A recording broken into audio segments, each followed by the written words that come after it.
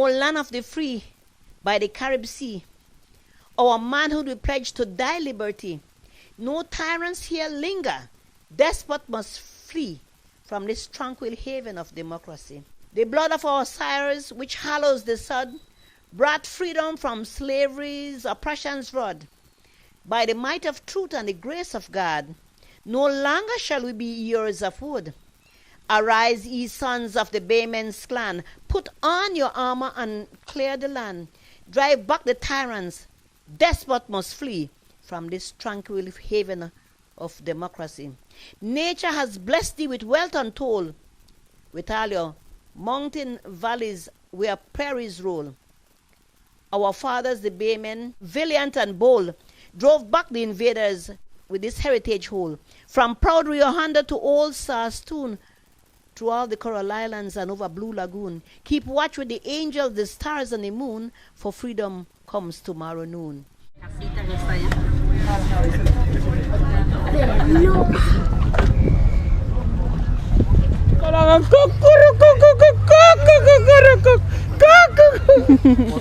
¿Es tú que está fabricando el barco? Mucho gusto. ¿Cómo te llamas? Juan Muñoz. Juan Muñoz. ¿Y tu familia y tú fabricando barcos? Sí, mi papá. Trabajando con mi papá, él es el que diseña los botes, los modelos. Como este uno duró 8 años, pero yo estaba trabajando. Ese fue un esfuerzo grande para terminar este bote, porque era mío. ¿Es tu primer barco? Sí, primero, pura madera. Pura madera. 100% madera. ¿Cómo te llamas, Él señor? es el Leonardo Leonardo. Muñoz. ¿Cuántos barcos tú haces? ¿Yo? Sí. Yo hice regular, que no me acuerdo. Yo no aprendí con nadie. Aquí en Sarteneja había muchas gentes muy creído en esos tiempos. Y entonces yo dije, yo voy a tratar de hacer barcos también, pero no voy a hacer como ellos. Tengo la idea, tengo el don también. Sí, también. ¿Como tu papá? Sí.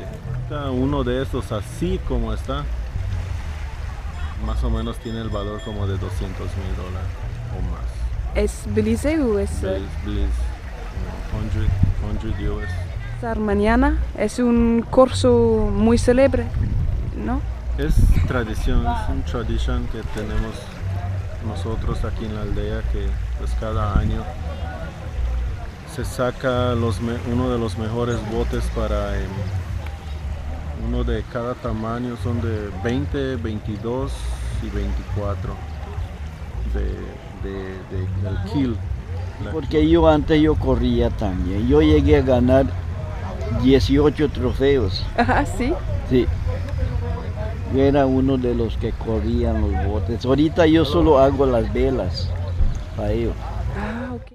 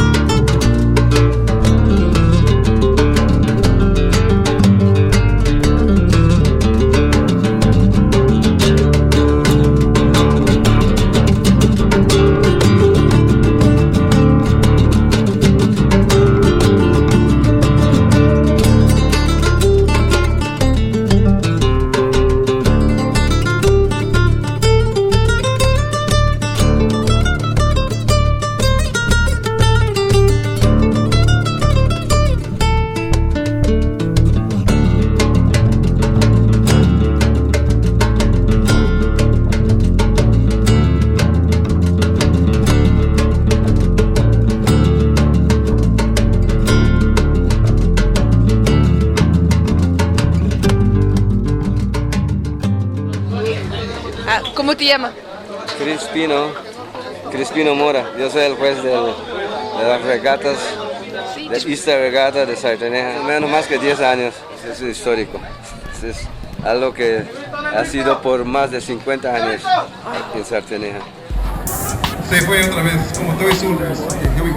All right, vamos a ver otro grupo.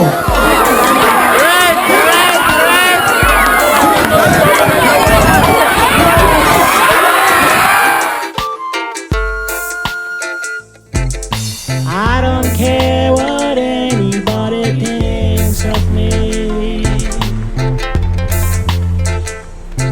My pride is gone and now I'm on my bended knees. If you should know I love you. What's your name? Mike Bogaert. Well, I've been here 22 years. We have the Barton Creek Cave, Mike's place at Barton Creek Cave. We do the tours into the Barton Creek Cave. We do zip line. I rent canoes to the tour guides, the resorts that come out.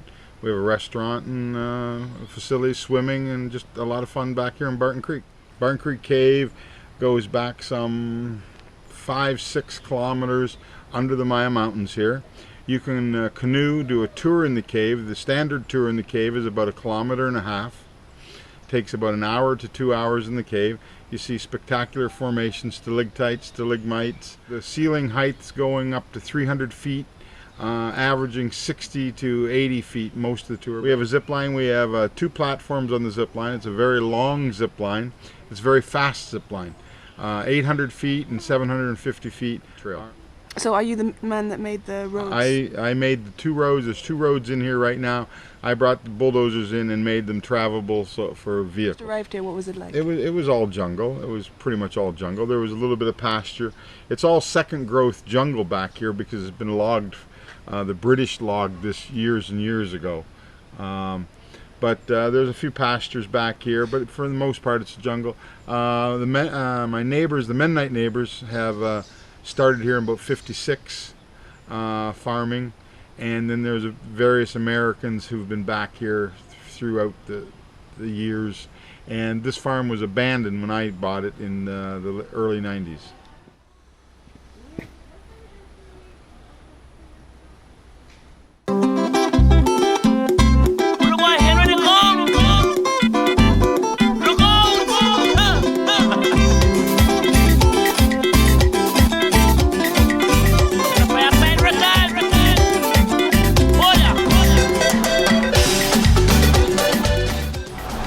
Get the water wheel, right? It's turning the water wheel. This is a truck transmission. It's turning a truck axle. That's the rear axle for a car. Turning the axle, and that's converting this to rotating this direction through the truck transmission, and it's turning a truck alternator. So it gives you 12 volts, just like your car does when the motor's on. It keeps your battery charged on your truck. So these wires, I'm sure, go to batteries. Keeps the batteries charged. What are these? These are power inverters. They turn this 12 volts into 110 volts of electricity. Actually, it looks like almost 650 watts worth of power. It's the converter. This is 12 volts here from the batteries, and it turns it into, from the DC to alternating current. You can power your standard 110 power software. Your computer, any of this stuff. ¿Cómo se llama este pueblo? Seven Maya se llama. Es bonito, es muy bonito aquí. It's very beautiful. Is this the way to 1,000 Foot Falls? Yeah? Thank you.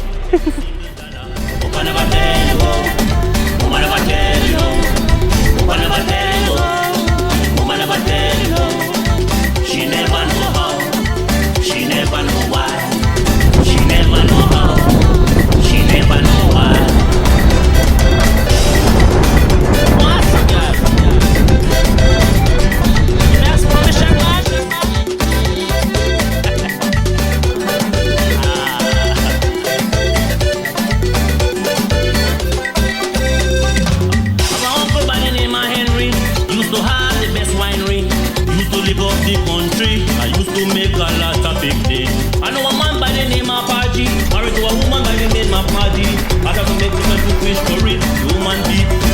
for me.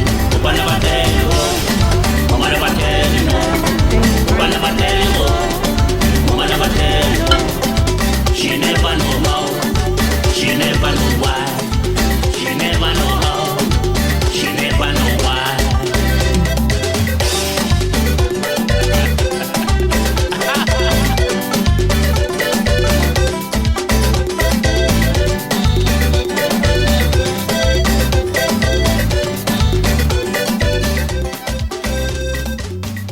What's your name, sir? I'm Claude Martinez. Claude. I play drums, about 5-member band. Me, the pastor, then main singer, wife, Marva. Uh-huh. Yeah, then my daughter, Kenima. What kind of drums are they? They're local drums. Oh. We're from the church side, you know. So, you know, we hear the style with some Punta rock music and stuff like that. So we say, hey, we can do it in a church, so we can take it to the church, but in a different, you know, meaningful way, you know, increasing God and worshiping God in Garifona. Yes, this is my place here, Ines restaurant, yes. And what do you do? Do you cook as well? Yeah, I do cooking, yeah, I cook. Garifona cooking especially the most, yeah. We do, yeah. We have the hurut, we have the bondiga, you know, we have the tapo if you want to, you know. We do have as many as possible, you know, with the Garifona dishes especially. That's what we promote here in Ines. The tourist industry is getting bigger in Belize. Pretty soon we'll be having a highway built to come into the village, so we're expecting more people to come in and more investors. So I'll encourage that the locals to get involved, you know, building restaurants, hotels, and stuff. So you feel the future is... Yeah, that is going to be the future of things. So do you feel that the locals should get involved before things are bought up by the investors? Yeah, they should be. Yeah. So this is your daughter's gift store? Gift store, yeah. Just for sale for tourists. So this is a small drum. This is a small drum, and this is the big drum. This is the bass drum, and this is the lighter one. Okay. These are made in Dangriga by a guy, Aston Rodriguez. Yeah, he works. You have his shop at the Wynot Island in Dangriga. Okay. I'm Pastor Edwin Castillo, but I'm known as Herdie, Herdie. That's how everybody knows. I've been a pastor for like 28, 29 years, thereabout. I mean, what other towns do you pastor in? There's a nearby town here, like 20 minutes by road, Dangriga, it's called. I do some kind of pastoring there, get the message of the gospel to the Garifona people, which a lot of people consider as controversial because of some of the teachings that does not flow with our traditional belief and stuff. But yet, I believe that the gospel fits any culture as long as the people are open to it. So, secondly, I'm more concerned about some of the ills that affect our society as a nation, as a group of people. Basically, promiscuous living, AIDS is ravishing the Garifona people. A lot of our young people end up with drugs, with drug use, drug abuse. A lot of our young people ends up in jail, prison, and that kind of thing. And I believe that there's a better life. I don't call myself a musician. I do write music, and I go about and do concerts and stuff. But musician, to me, is a person who lives off singing, and that's not what I do. I'm a pastor first, but I use music as an extension to my ministry or an extension of my pulpit message.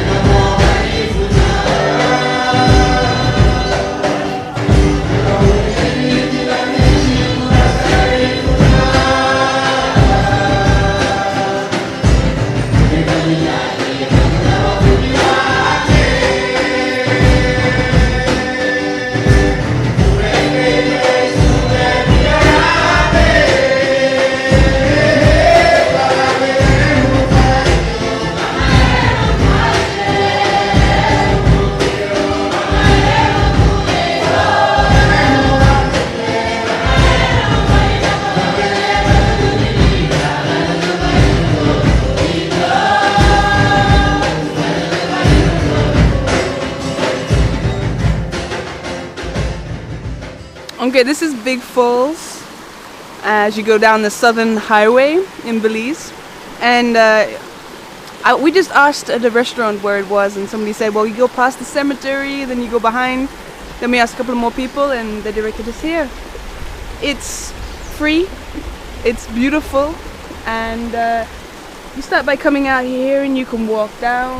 There's a pool to swim in here, and then you can walk up this river where there are lots of little waterfalls.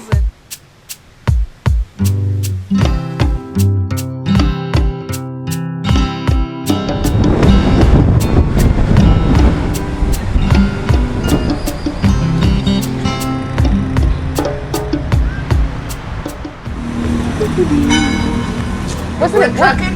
Sorry? You're going tracking? No, but these are my shoes.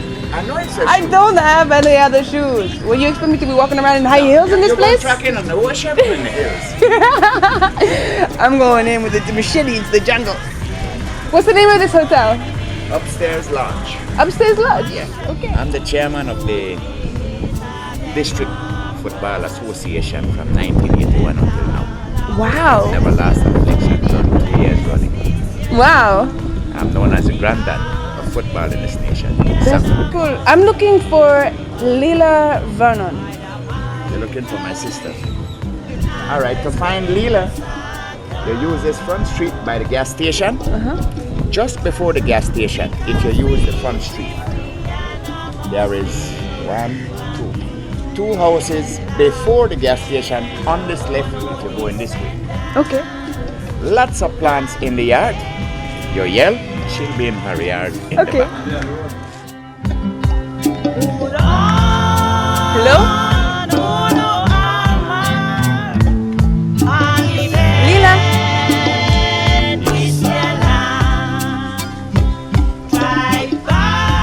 Hello. This, I got this from England. She is married to her. It is indeed. Yes, I can recognize her it. handwriting. Yeah. So her name is Queen Elizabeth.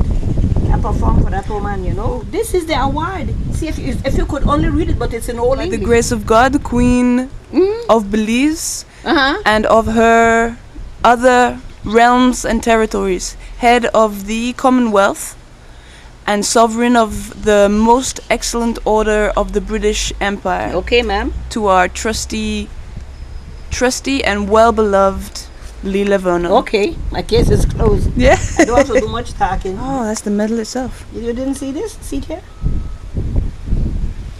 That's quite amazing. Allow me to introduce myself to you. My name is Leela Vernon.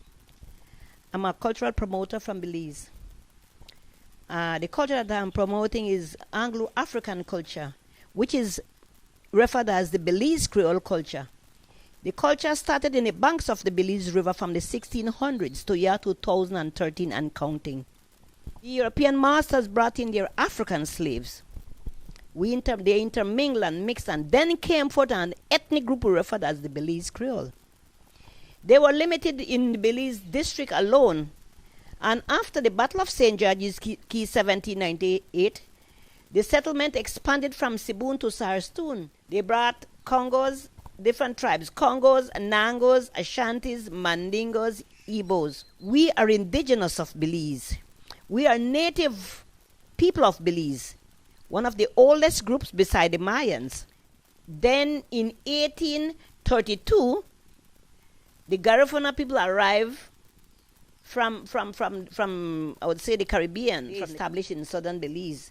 So that's why we have a fair enough settlement here in Punta Gorda. They are African origin, but we have one root as black people, but then they mix with the Amerindians, and we are mixed with British. We have other ethnic people that came afterwards.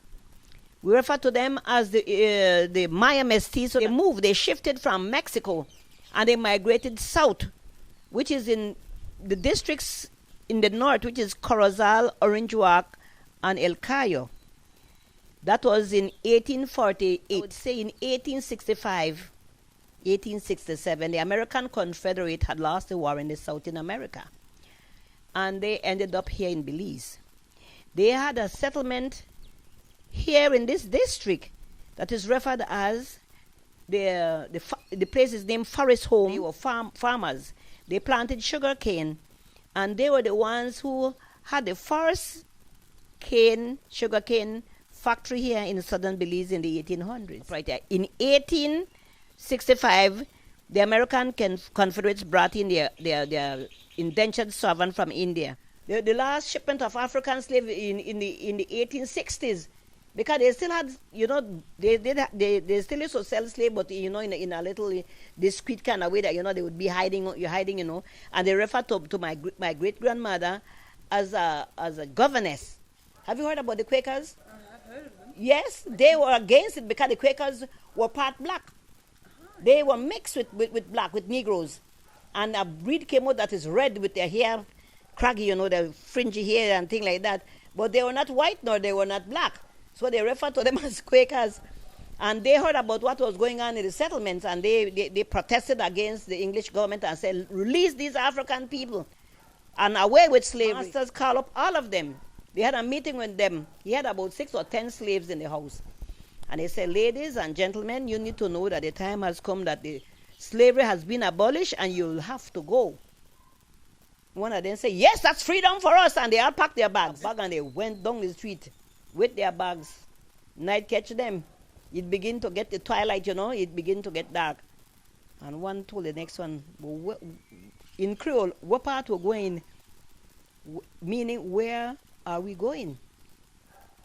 So the man said, let us go find where to go. We're going in some bushes. Or the woman said, no, I can't. I don't think so. I don't want to go in those places. So they were arguing on the roadside, a group of them.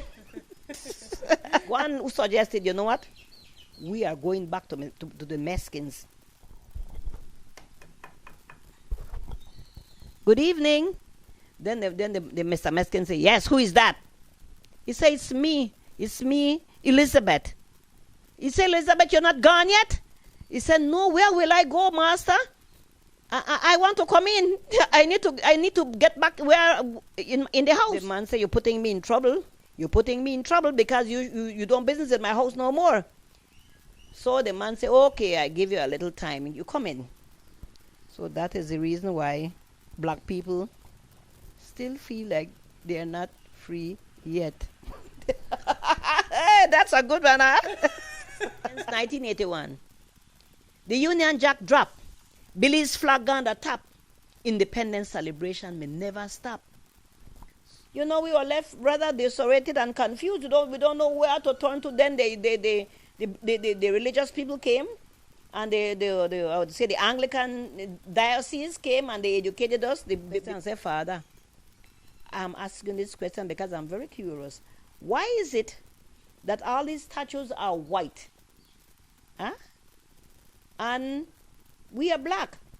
How come that they all these things look white and we I don't know if is there a white Jesus or a black one or a black God, the ruler of heaven and earth? What is going on with this black business? He told me that was in that was in the 70s.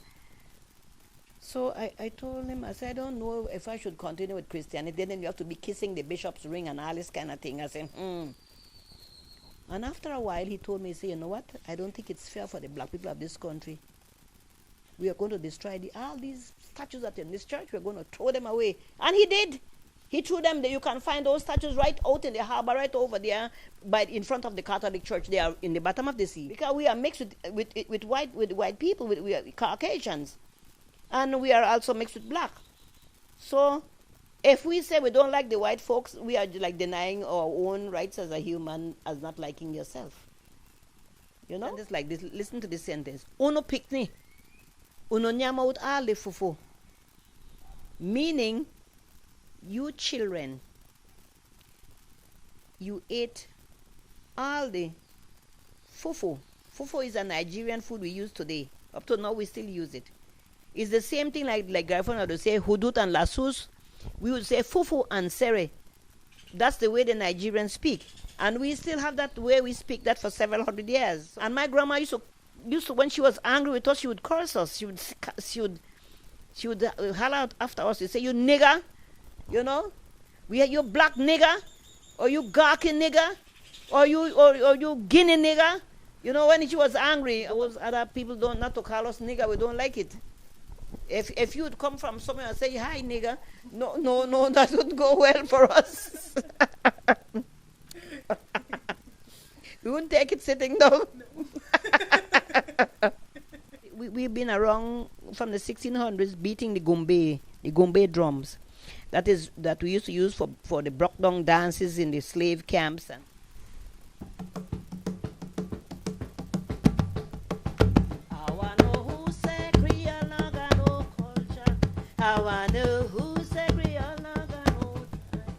and when they may bring we all the way from Southwest Africa, and a land we pan this Caribbean shore, they may bring the Nangos, the Congos, and the Zulus, they even bring the Igbos, Ashantis, and Mandingo. That's the way they sound. Music is a part of my life from I was a little girl. My dad was a classic guitarist. He played classic music. His father was from Spain. I have an uncle by the name of Walberto Germanos Martinez. Romulo Martinez, he was my grandfather. He played guitar, and his son, Walberto Germanos, he was one of Belize's first recording artists. And I got to learn to sing Spanish before I began to sing English. I got married at the age of 17. And my husband didn't like me to sing. He said, no, you won't going to sing. It's only bad women sing in those big bands and all this kind of thing. And tragically, something really wrong when it happened. My husband was murdered. He was killed. It was 1981. November the 26th, he was shot at the gas station. They was trying to rob him, you know. And I was only 32, and I think he was 38. I'm not so certain. And after he died, I left with the task of, you know, I had 5 children, and I had also to find how to maintain and to educate, and it slowed me down a lot. So that singing story didn't go well for me. So after my kids, they all got, you know, grown, and, you know, everybody went their separate ways, and then I say, well, I will sing now, because I didn't have anything to distract me then, you see. And then I started to do something about, you know, about whatever is going on, like in the case of all this crime in Belize. It is going on within the black community. There's a cry for help with those people. I think we are having serious economic problems. That's to the south side of Belize, where all this crime is going on. It was Ibotong in the 17 and 1800s. There is where the Africans settled, you know, the free slaves and things like that. And they're still there. And nothing has, you know, they haven't gotten anywhere when it comes to the economy. They are not in the mix of those things. They live in that same terrible condition, and that's what is going on. I would say they have lost confidence and trust within the politicians and the colonial administration. And I would say more, and I would say that they are suffering from despair. We need to re-educate our people, you know, and let them know that we came from a glorious past. We are not just you know, we're just a people without no direction. No, we were brought through the worst human forced migration the world had ever known, which is slavery. And it persisted for 4 centuries, almost 450 years, almost 5 centuries. I believe that there's a day which will be coming soon, that we'll be getting a day to celebrate our ethnicity and honor our heroes. And that will be the day that things are going to change for people, because then we will express our emotion, our sentiments. We will speak of our glorious past. We won't be talking only the wicked things and bad things about ourselves. We'll be saying we were here. We were brought to this part of the world. We have conquered. We have done a lot of good things. We resisted slavery, and we are still here for 450 years. And we can do something better than what we're doing now, you know? We can turn the table if we want to. But to me, organized, unifying is the key word for success for black Belizeans. And that is my take on that. Very good. I want to know who said Creole no got no culture. Hello. Hello. My name is Rose Robin. Good morning. How are you? I'm very well, thank you. Is your name Paul Nabor? Yeah. It's a pleasure to meet you.